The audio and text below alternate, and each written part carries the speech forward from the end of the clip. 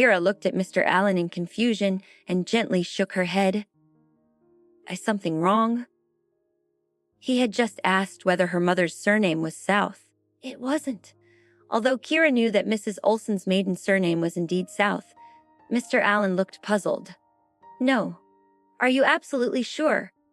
Her eyes, facial features, even the expression she wore, they reminded him of someone he had once known.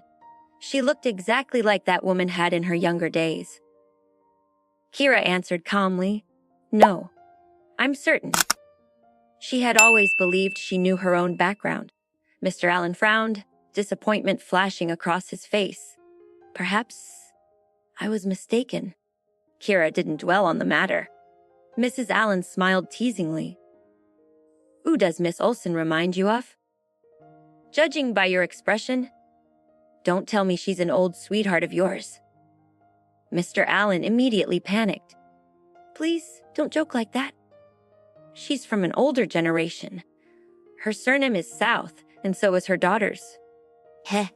When I saw Miss Olson, I honestly thought that elderly lady might be her grandmother. Music. Mrs. Allen suddenly realized she had misunderstood. No wonder you look disappointed. How could I not think that?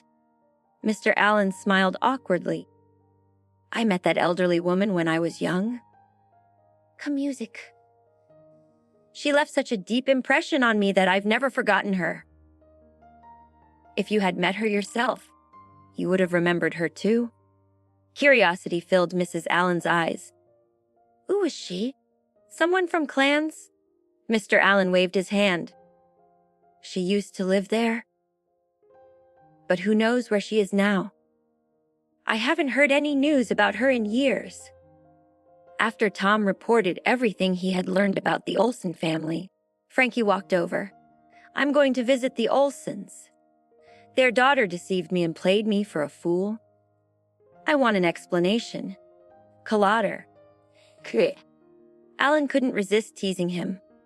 Our sharp-eyed Frankie actually got tricked. Turning toward Kira, he asked, What do you think of Miss Olson? Should Rebecca continue being friends with her?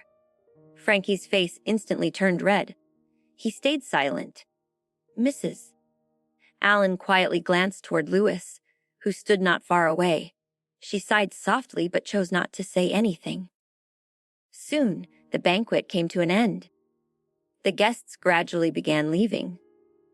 Louis personally escorted the Allen family outside. Frankie had already regained his composure. After exchanging a few final words with Louis, everyone headed toward the parking lot.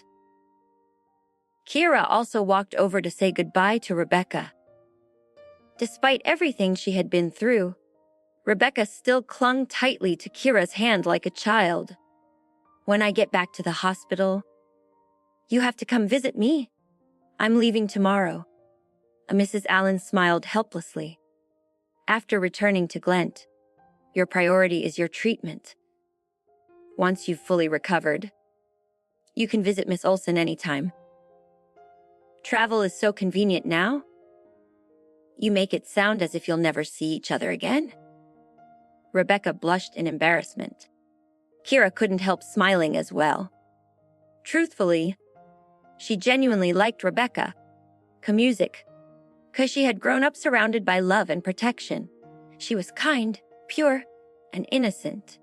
Exactly the sort of childhood Kira had always wished she could have.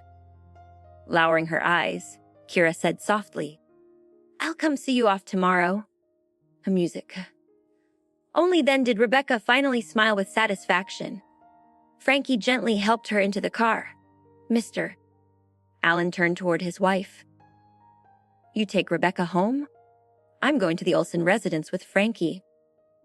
Kira immediately frowned.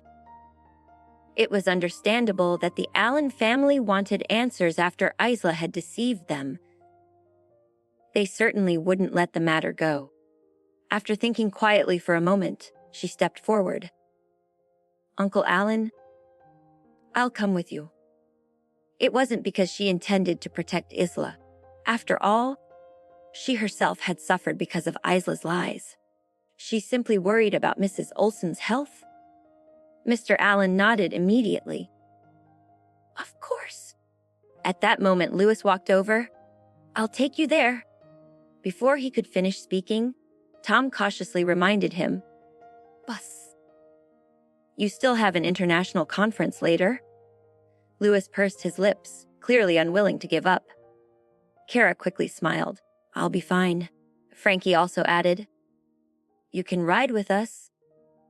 We're passing the hospital anyway. He glanced briefly at Kira before immediately looking away. Louis quietly looked at Kira. She looked breathtaking today. After a brief pause, he scoffed. Forget it. I'm worried, mister. Alan's eyesight isn't good enough. He might not even see the road. Her music. Frankie was left speechless. Even though he remained calm, he was obviously annoyed. His face stiffened. The Allen family can certainly afford a driver, mister. Horton, I assume you're joking. Louis was just about to respond when Jalen stepped in. I can drive Miss Olson. It's on my way. Since the relationship between Louis and the Allen family had only just begun improving, Jalen didn't want another argument to ruin everything. The senior executives from the Horton group were all watching nearby. Louis finally nodded, though clearly unwilling. Kira followed Jalen to his car. She quietly took a seat in the back. As the vehicle began moving, Jalen glanced at Louis through the rearview mirror before looking at Kira. He cleared his throat. So, what exactly is your relationship with my cousin? Kira raised an eyebrow. Jalen hurriedly explained. I should warn you, my cousin is already married. I've never met his wife, but they've been married for 2 years. And everyone says they're very close. You should be careful. I wouldn't want you to become the other woman. Kyra was momentarily speechless. She rubbed her chin thoughtfully, half amused, half serious. So, do you know who his legal wife actually is? Jalen blinked. Kira smiled faintly. Me? Jalen immediately laughed awkwardly. Dicker? South. That's impossible. His wife has been studying overseas. It can't be you. Kira simply smiled. She didn't bother explaining further. Not long afterward, their car arrived at the Olson residence alongside the Allen family's vehicles. The moment Kira stepped out, she hurried toward the house. She wanted to warn Mrs. Olson beforehand, so she wouldn't be startled by the Allen family's sudden visit. The instant she entered the living room, a loud slap echoed through the air. Her head snapped sideways. A burning pain spread across her cheek. The metallic taste of blood instantly filled her mouth. Blood slowly trickled from the corner of her lips. From music. Taylor stood before her, his face filled with rage. You ungrateful girl? Why did you steal your sister's credit? Are you jealous? Did you want the Horton family to divorce her? The surprise in Kira's eyes slowly disappeared. She gently licked the blood from the corner of her mouth, swallowed the remaining blood, and felt an icy chill spread through her chest. Looking past Taylor, she saw Isla sitting on the sofa. Her eyes were red as she cried pitifully. Mrs. Olson hurried over, her gentle face equally filled with shock. Taylor, what are you doing? How can you hit Kira after hearing only Isla's version of the story? Taylor answered coldly. I don't care what the truth is. I know.